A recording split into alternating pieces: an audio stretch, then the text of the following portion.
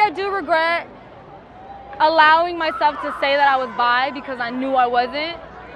But no, otherwise, no. No, nothing.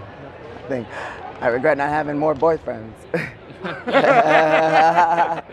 I don't. I think it was a catalyst for me, and I think it kind of pushed me either way. And whether it's I did it myself or somebody did, I think it helped me. And I'm not mad for the person or at the person.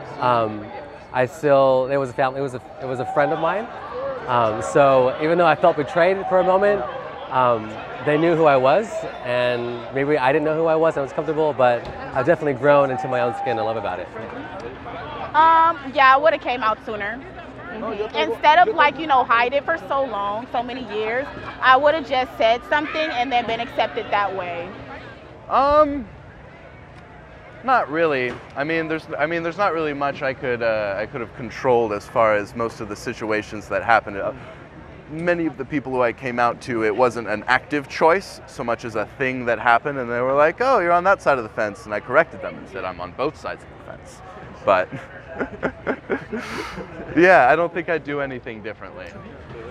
I guess I regret not being as honest in my younger years, because now I have to kind of stick to the same storyline, but it doesn't really matter. We all have our right time to say what we want to say. Nobody should ever push us into anything, and that's just what I love about the community, is no one pushes you into it. It's your own journey, Not about coming out, but just about how I did it for myself, meeting the guys that I thought were I'm trying to experiment, deal with other guys, and I got with just the wrong guys and broke my heart. It's terrible.